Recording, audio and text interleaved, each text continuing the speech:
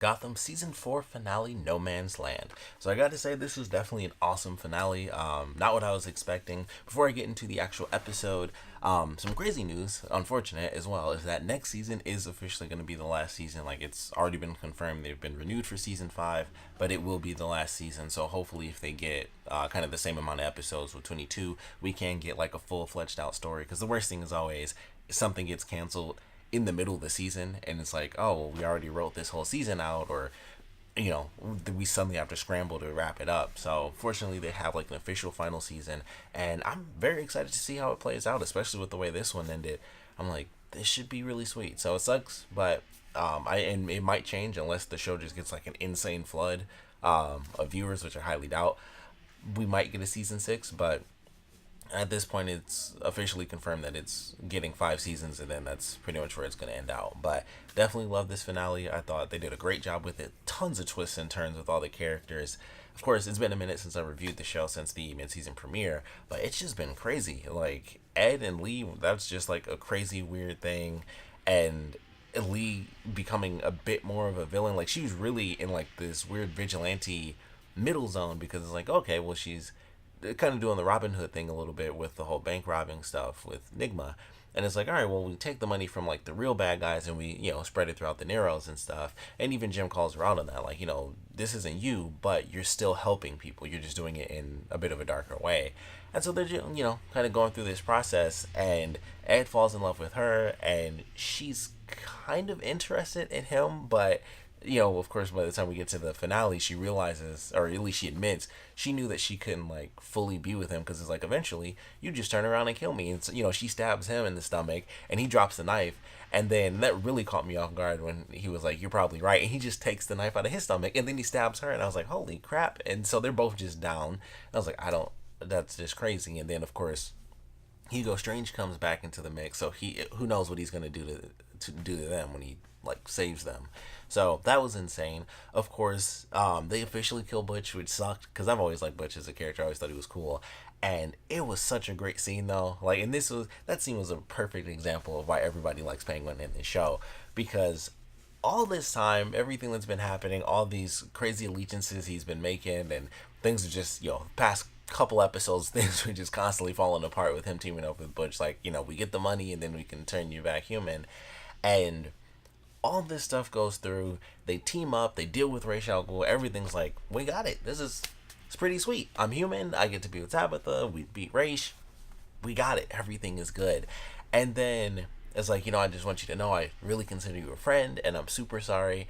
And he just kills him. And I was like, what in the world? Because I thought he was going to kill Tabitha, because it was like, sorry. And I thought, he was going to shoot her because he never liked her. But he kills him. And it was like, the first thing he said was, "Did you really think I forgot that you killed my mother?" And I was like, holy crap, that's just good writing. So it was like, this is the first thing. And it was like, you took away the one thing that I truly loved. So I had to do that to you, even though he was my friend. Back and forth, thick and thin with those two. But it's like, I had to kind of show you. And, so you feel what I feel. And it was just a great scene. And it's like, when I think you've suffered enough, then I'll kill you. But until then, just get out of my face. And that's pretty much it. So that was nuts. Everything that they did with Jerome I thought was great. And I think his brother is Jeremiah, who eventually became like the new Joker. And I love the way they did that. Jerome was always super cool as like the Joker-esque character, and then he turns his twin brother into him, and he was super creepy. Like, just in this one episode, I was like, I love both versions, because you have Jerome, who's like the crazier version, where it's like, that's laughing Joker, where he's just silly and stuff like that. And then you have Jeremiah, and he's like the smarter, more sophisticated version of Joker. And he was way creepier. Like, him just being upset with people, like when the bombs didn't go off and he like shut everybody up, and I was like, this is super creepy. And then he just killed everybody, and he had like a weird purge room that just burst into flames and he murdered everybody. So I was like, that's weird, but crazy people do have crazy things. So it was just nuts, like watching him go through, and he was like suffering because he thought that Bruce was actually Jerome with fake skin. And then he officially kind of adopts their persona. He's like, I'll be, far better than my brother ever was because I know how to actually get stuff done. And he's dropping buildings left and right. So the way all that stuff was handled, I thought was really well done. And it turned out that there was no Jerome extra stuff. He did all of that, where it was like making it seem like Jerome had this extra plan. It was all Jeremiah the whole time. So I was like, all of that was super sweet. I just loved the whole thing about it. So I like the way that it was portrayed. Of course, they gave him, they had him in like the purple jacket and stuff like that. So I was like, that's definitely cool. So I thought it was great. I love what they did with his character. Just how all that stuff played out. Just everything being as insane as it was definitely entertaining. Ra's al Ghul coming back and then officially being killed off, and now Barbara officially has taken over as the Demon's Head. So that was definitely some cool stuff.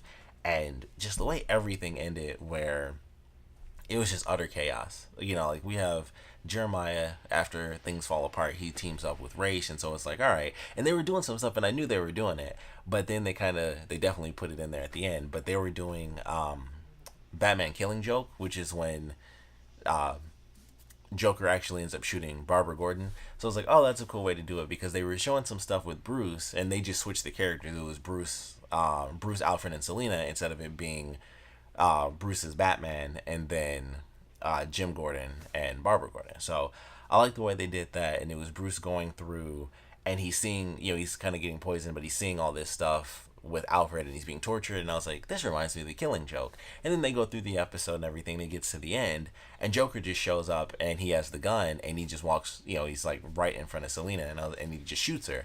I was like, that was, it's like the Killing Joke. So I thought that was really cool that they threw that in there, and it was just a really cool reference to that. But love the way that was handled. I'm sure she'll be fine. Of course, she'll wake up, and I don't know, somehow I'm sure she'll get back into the city, but I just thought it was really well done. And then, the whole city basically falls apart by the end of the episode, and it's just like, all right, well, there's nothing we can do. The police are basically useless at this point. There is no power within the city in any way, shape, or form. Everything is absolutely destroyed. They did, like, the first bat signal. It was just a big shining light. And then they show off all the different characters taking up territories, which I thought was super cool, because I was like, that's exactly what they do in the comics, where everyone does have like territory. And it kind of reminded me a little bit of Arkham City, if you played that game. And that's kind of what they do there, where it's like you go to different sections of the city, and it's different villains. Like it's like the main villain here, and then you see like all the henchmen have different outfits based on who owns that territory. So I was like, well, that's super cool.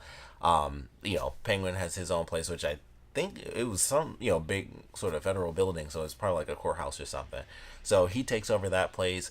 We have Mr. Freeze going into the sewers, and he like freezes all the people, and he takes over. Firefly has like a factory and stuff, so that was cool. And then they have probably one of my favorite parts was them having officially like introducing the Sirens as like the name for the group, but with Barbara and Tabitha, and maybe Selina if she ends up rejoining them.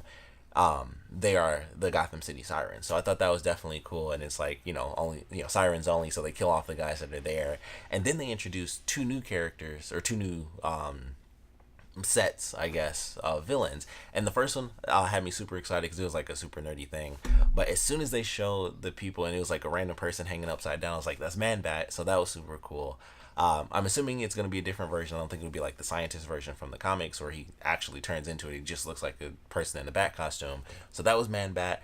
The second group, I have no idea who they are, because I was like, well, we've done the Quarter Owls, because that was like the first thing that popped into my head. And I was like, no, it's not them. They just have creepy masks. So I don't know who they are, who the woman was and the kid. But that was definitely great and super creepy, because I was like, well, this looks creepy. She's kind of like dressing like Victorian stuff, and it was like she's walking around like a ghost. And then there's this little kid hacking up a body with a hatchet. And the weird thing was, when he turned around to look at her, I couldn't see his mouth. It seemed like, they had a gap for where his mouth should be, and I was like, I feel like I can't see his lips. Maybe he just has weird lips, and that's just what the kid looks like. I don't know. But I was like, it seems like he doesn't have like an actual mouth. There's like no crease that I noticed. So that could be a thing. Could just be the kid has a weird face. Which is kind of rude, I guess. But I thought that was cool. So they, were like, hey, here's, we already have ideas for who we're going to throw into the next season. So Man Bat, whoever the mother-son duo are, and then, of course, all the villains kind of taking up their own little faction. So I thought that was definitely cool, or, their own little chunks of the city. So definitely excited for this next season. I cannot wait to see what they do. Sucks that it's going to be the last one, but that means they're probably gonna just be going all out with it. So I'm definitely looking forward to the next season.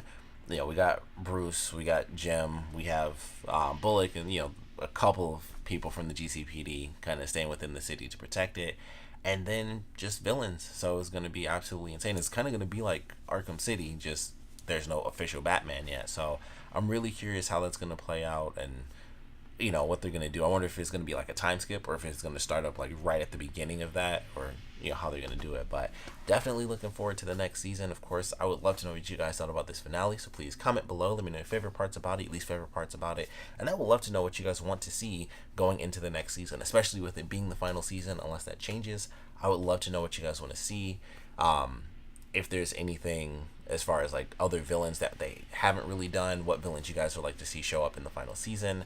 What you guys want to see them do, just in general, story wise, how you guys think it might end, what's gonna happen with Lee and Ed, because I'm like, all right, well, with Lee, they can totally change her into something else as a character within the comics, but Ed is officially the Riddler. So I'm just super curious how that's gonna play out and what Hugo Strange is going to end up doing to kind of change them. So I would love to know your predictions for what we're going to be getting next season. Just what you guys want to see for next season. Of course, I want to know what you guys thought about this season and naturally the finale itself. So please put your comments down in the comment section below. And of course, thanks for watching.